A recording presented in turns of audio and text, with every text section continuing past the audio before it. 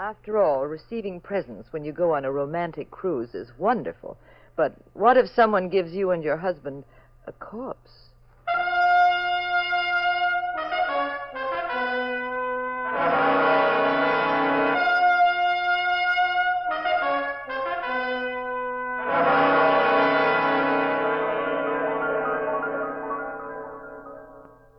The National Broadcasting Company presents The Adventures of the Abbotts, starring Claudia Morgan and Mandel Kramer as Pat and Jean Abbott, the nationally popular characters of detective fiction created by Francis Crane.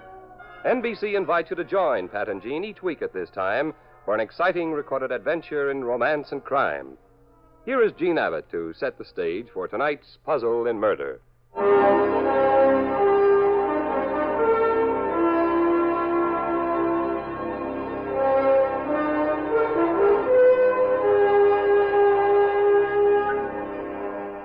Pat and I decided to get away from it all, as if you ever do when your husband's a private detective. Anyway, the boat had sailed, and Pat and I brushed off the confetti and headed for our cabin. This way to the Abbott's cabin, ma'am. Oh, Pat. But it's sensational. Mm-hmm. Must be very wealthy people, these Abbotts. Now I'll just close this door. Now, me proud beauty, now that I have you alone in me cabin, maybe I ought to grow a mustache so I could twirl it now and then, huh, Jean? No, don't grow a mustache, Mr. Abbott. I kind of like you the way you are. Oh, Pat, everyone's been so sweet I could cry. Look at all those presents. 4 Bon Voyage baskets, 6 bottles of champagne, and those roses. The cabin smells like Shangri-La. Where are you going, dear? Take a shower and dress for dinner. Oh, wear the white dinner jacket tonight, Pat, so I can be very proud of my handsome husband. Okay, darling, but I hate the darn thing. I always feel like a head waiter. We have a present that we didn't know about, Jean. Really? Oh, that's marvelous. Don't tell me. Now, let me guess. Bath salts? No. Orchids? Mm-mm. Well, what is it, Pat? A dead body. Oh, isn't that nice? What did you say? There's a guy in there taking a shower, but he's not singing. Now, Pat Abbott, if you're clowning around... Now, let me... You stay out of there, darling. It's not a very pretty sight for starting a vacation. Somebody split his head open with a fire hatchet.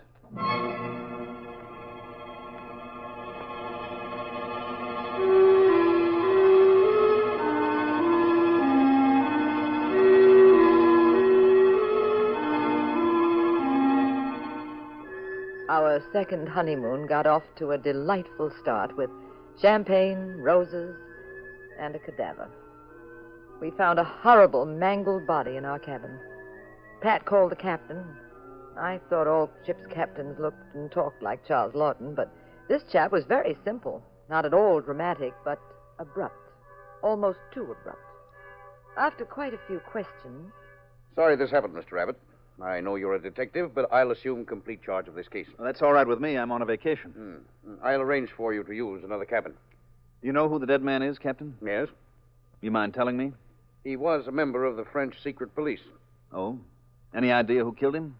I told you I was taking charge of this case. Oh, I'm sorry. It was just professional curiosity. Pat, let's get out of here. Good idea, Mrs. Abbott. You'll feel better, and I can get to work. You're sure I can't help you, Captain? Absolutely. What's happened is quite obvious. The dead man's fully clothed. He was killed near this door. The body was pushed into the tub to hide it. Of course, there aren't any clues at all about the killer yet. Oh, aren't there?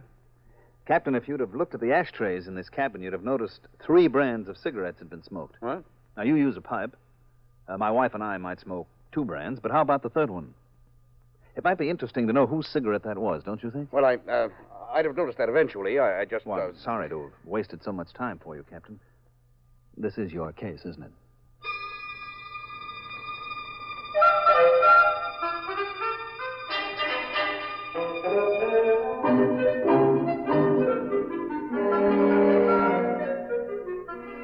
The captain made us promise not to mention a word about the murder to anyone and to behave as though this was a very jolly trip, which indeed it turned out to be.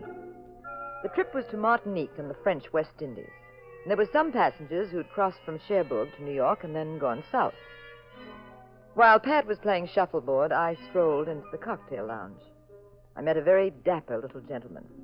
He was almost a Hollywood idea of a comic Frenchman.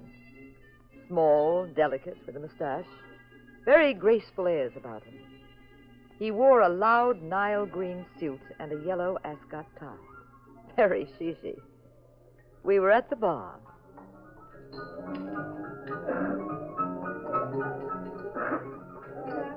Madame Abbott, to me you are absolute perfection, except for one thing. Oh, what's that, Pierre? You are married. To my eternal regret. Ah, comme c'est dommage.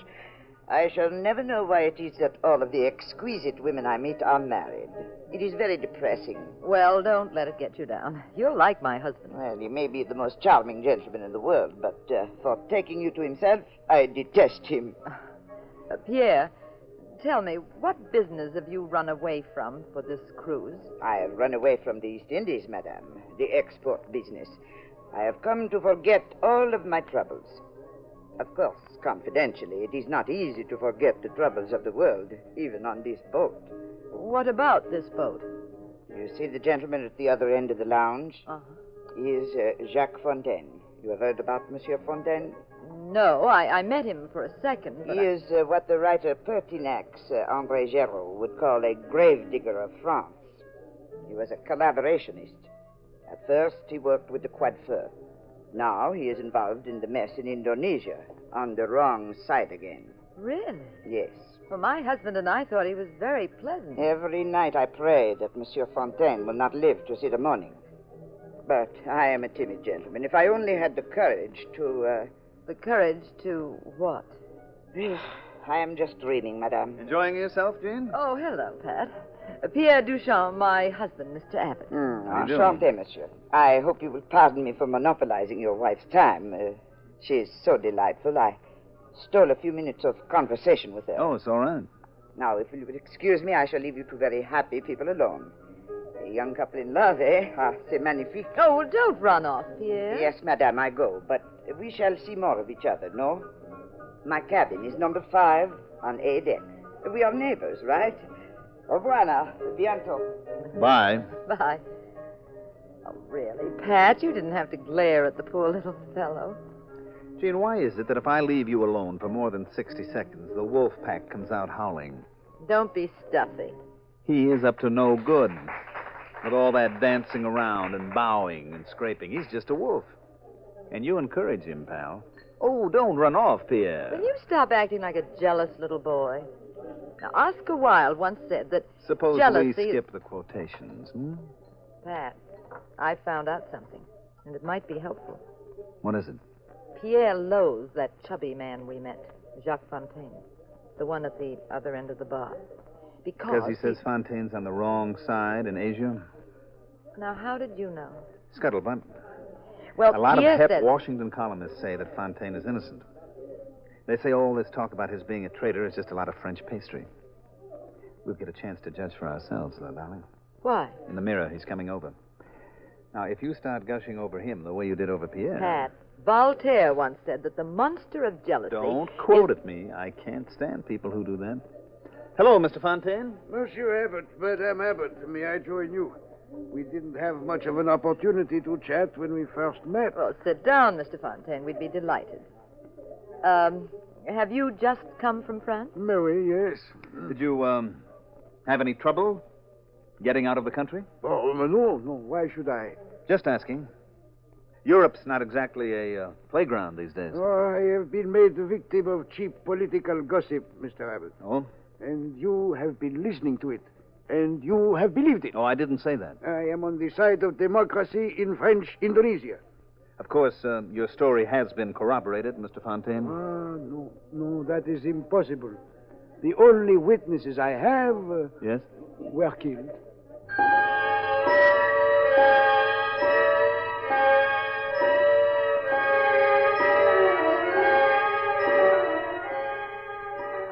After a few minutes, the conversation changed, and Pat lost interest.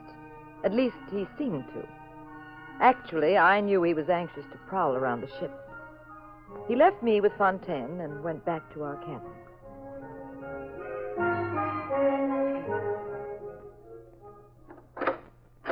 Oh, Aren't you in the wrong cabin, ma'am? You are Monsieur Abbott?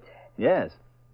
You know, I'm beginning to wonder what makes me so popular. We keep having visitors in here. Please forgive me. I'm Marie Fontaine. Fontaine? Yes, I saw you in the lounge before. You were speaking to my father. Well? It is very rude, but I wanted to speak to you. I was waiting in the hallway, hoping you would come, but then I saw a man's shadow. Someone was watching me, following me. He seemed to be just around the turn toward the exit. I was frightened. I ran into your cabin to be safe. I waited for you here. Miss Fontaine, what's this all about? Why should anyone follow you? And why do you want to speak to me? It is about my father. You know, they say he is a traitor to France, but he is innocent, Mr. Abbott. He is innocent. And you are a famous detective. You can help us. Secret agents, they follow him. He will be killed. He will be killed. Now, Marie, just take it easy now. I'll do whatever I can. Oh, you will?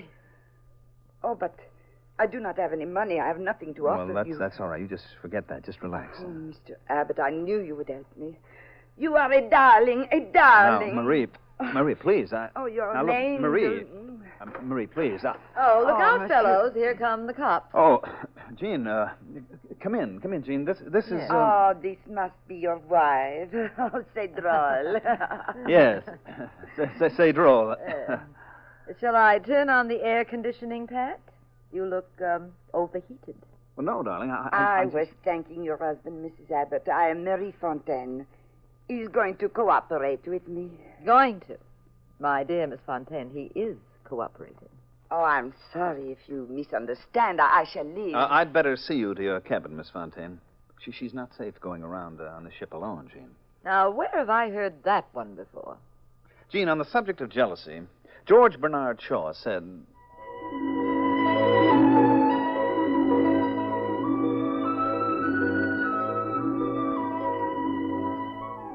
While I cooled off in our room, Pat escorted Marie back to her cabin, very conscious of the fact that a killer was at large who might not have played his last card.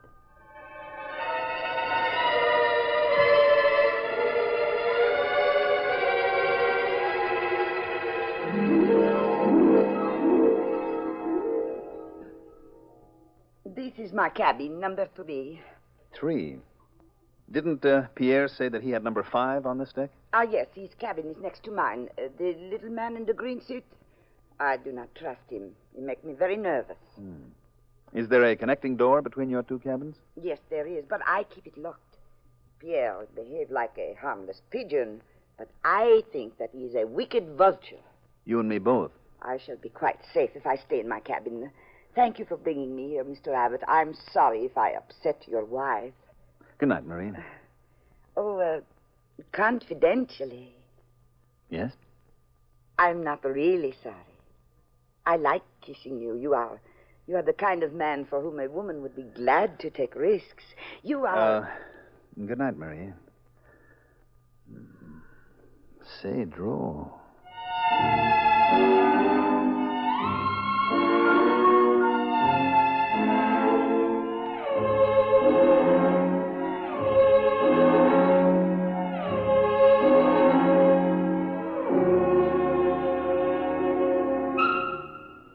Pat, coming to bed? No, not yet, darling.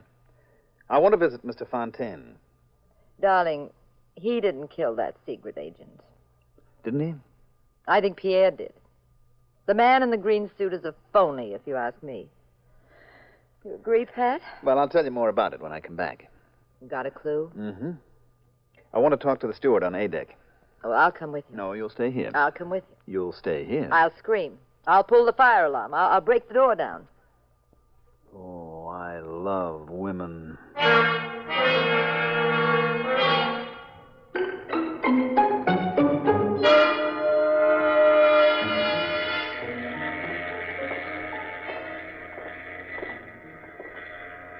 Here we are. This is Fontaine's cabin. I'll knock.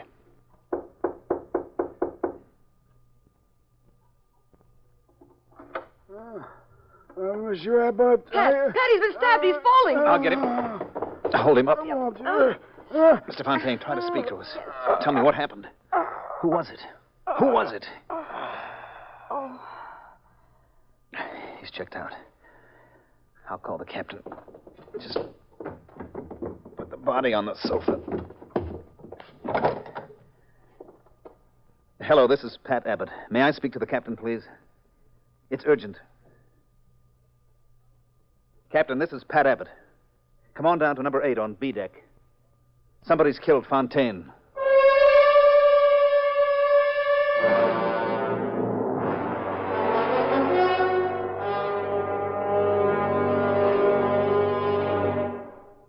They seem to have done quite a job on Fontaine, didn't they? Captain, when that secret agent died, did you get any ideas about the case? We went over every detail. I found nothing. You sure you didn't overlook something? I resent the implication, Mr. Abbott. Look, isn't it a bit late for all this studied formality? Mr. Abbott, you keep your professional nose out of this, or you'll be awfully sorry you didn't. Look, Pat. Look what I found. This piece of yellow cloth. Let me see that. It's from Pierre's tie, isn't it? Could be. Oh, now, 24 men on this ship are wearing yellow ties. I've seen them. Yes, but Pierre kept talking about having the courage to... Go on, Mrs. Abbott. Go on. Well, Oh, confound it. Now what?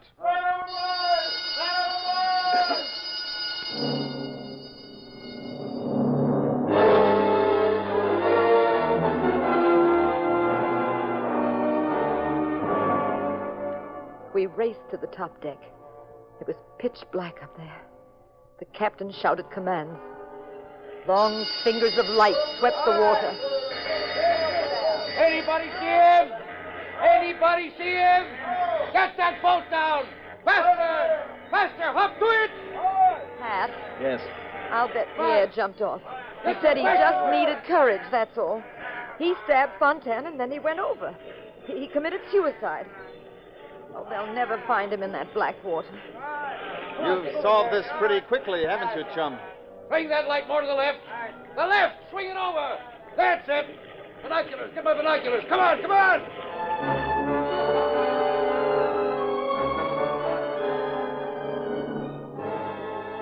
The search was fruitless. After hours of hunting desperately and sailing around in circles, the captain gave up. Finally, we sailed ahead. Pat and I went to see Marie. It is no use. My father is dead. He's dead.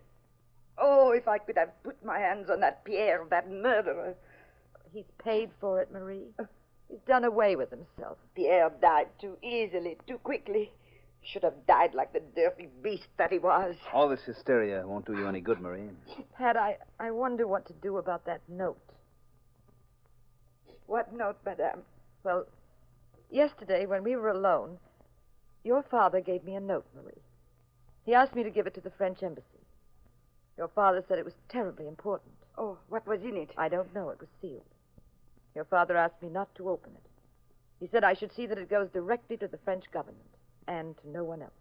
I will be glad to bring it to them. I will be proud. Now, Marie, dear, I do trust you, but... I think Jean had better do what your father said, Marie. We'll take it to the French embassy. Yes, I am sorry for asking. Forgive me. Everything must be done just as my father said. Oh, I'm feeling better, Marie. Oh, yes, Captain. Thank you. Making any progress, Captain? Get at the truth yet? No, not yet. Look, maybe Mind if your own business, Abbott. Now, you're supposed to be on a vacation, remember? I'll work this out in my own good time and in my own way.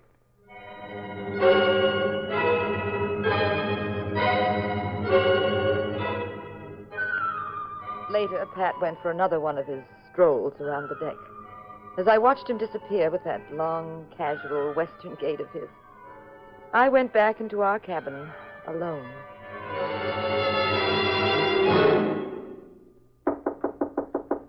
One second.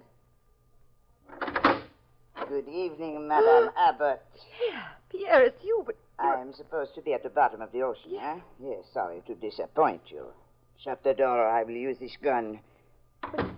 you didn't commit suicide. But you did kill Fontaine, didn't you? Oh, yes. Yes, I did. And that agent of the Sûreté? Yes. He knew too much about me. You have a note, Madame Abbott, from Monsieur Fontaine. I will take it, please. I am not going to give it to you. But now, my dear, you must have learned by this time that human life has very little value to me. I have done away with 2 people. I could so easily make it a 3rd. Give me that note, Madame Abbott. Get out of here, Pierre. I want that note. I shall wait exactly 10 seconds for you to hand it over. Then I shall kill you. You don't frighten me at all, Pierre. 2 seconds have gone by. I shall wait 10, as I said. Then I shall get you out of the way. The shots would be heard and you'd be caught. You haven't much of a chance anyway. You'll be seen no matter what you do. You're finished, Pierre. Odd that you should be willing to die for that little piece of paper. Surely it is not that important. When my watch comes to the 10th second, I shall fire. 8 seconds.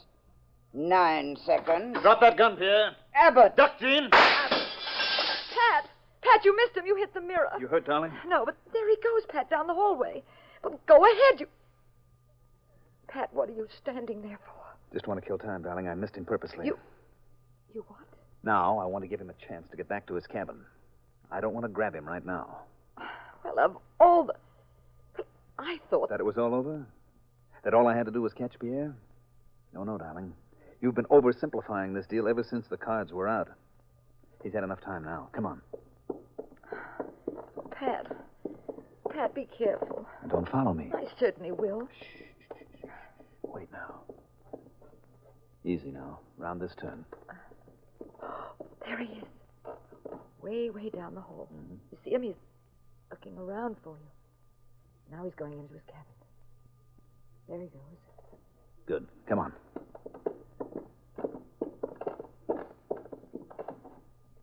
First, I'll just have a look in here. Oh, but that's Marie's cabin. Of course it is. Fine, it's empty. I'll make sure that connecting door is locked. Yes, it is. All right, now, come out here in the hallway. That's it. Now we're going to play some games. You got a cigarette? A cigarette? Now? Sure. Oh, Pat Abbott. Come on. Atta girl, now give me a light. Oh, what in the world? I'm going to blow some smoke through the keyhole in Pierre's cabin. When I do, you scream fire. Oh, now, Pat, I can't. Come on, start screaming. Pat, fire! Fire! Fire! Where is it? What is the matter? Marie! Stand right there, Marie. What? I missed you before on purpose, but this time I'm playing for keeps. Where's... Pierre? There isn't any Pierre. Is there, Marie? There never was any Pierre. Was there, Marie? You rotten. Come on, talk up. Yes, you're right. You created Pierre, Marie. Yes, you played the part of 2 people. You were Pierre with the help of a wig, a mustache, a green suit, and a slight change in your voice. No, you I said cannot. stand still. Look in that cabin, Jean. No. It will not be necessary. The disguise is in there. Who was Fontaine, Marie? I said, who was... He was my husband. He disowned me. He despised me. He would not have anything to do with me. He was very wealthy. He was not a collaborator. He gave money to the French resistance, to a certain Pierre Duchamp. You killed the real Pierre then, didn't you? Yes, in Paris, to get the fortune my husband had given him. Then I became Pierre myself. You followed your husband to the boat. You took a cabin. He must have pleaded with you to leave him alone, but you wouldn't. A French secret agent caught up with you. So you grabbed a small fire hatchet and killed him. You built up the story about your husband's being a traitor. You built Pierre as a patriot. You stabbed your husband, then you wanted us to think that Pierre had knocked him off and jumped the boat. What'd you throw into the water? A packing box? Please, I cannot talk anymore. I'm tired. Take me to the captain. I will not give you any more trouble. The money you got by killing the real Pierre wasn't enough, was it? You wanted to inherit everything your husband had, too. May we go now, please? Whatever you do not know must be in that note that my husband left. All right, start walking. That ladder goes to the top deck, to the captain's headquarters. Yes, I will. This has all happened so fast. Pat, take her arm. I think she's ill. May May I please have your arm? Oh! Biting, eh? You'll never take me, you... Oh, and scratching, There too. you are. You're not going to... All right, then I'll just carry you to the brig. No, Up you go. Stop it. No. Oh, see what I mean, Gene? I love women.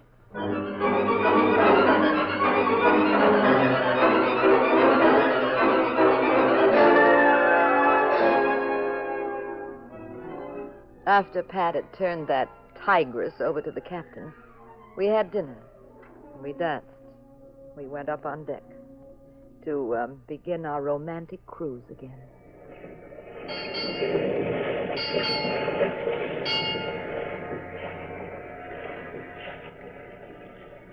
Pat, how'd you know Marie was also Pierre? Well, that was easy, darling. First of all, I never saw them together at the same time. Now, that was just a vague notion, so I asked the steward on A deck to do a favor for me. Oh?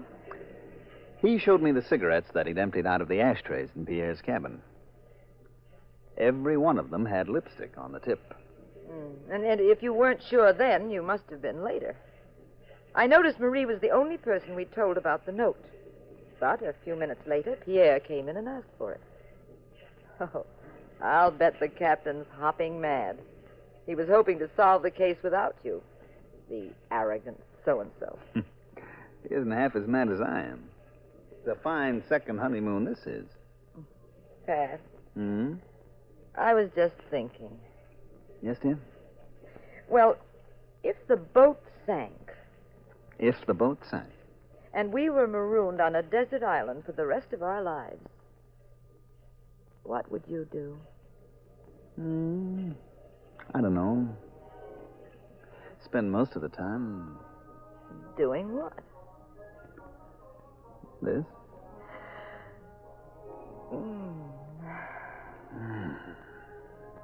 I told you, darling. I love women.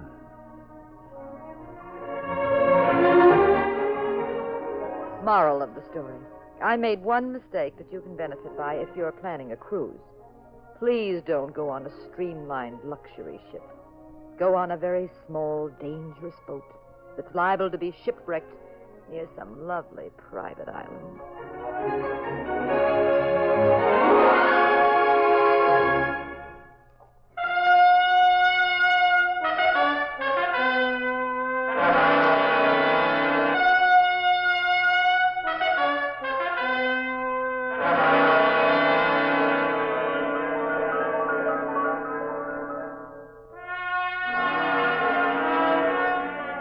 The National Broadcasting Company has presented The Adventures of the Abbotts, starring Claudia Morgan and Mendel Kramer as those nationally popular personalities of detective fiction, Pat and Jean Abbott, created by Francis Crane.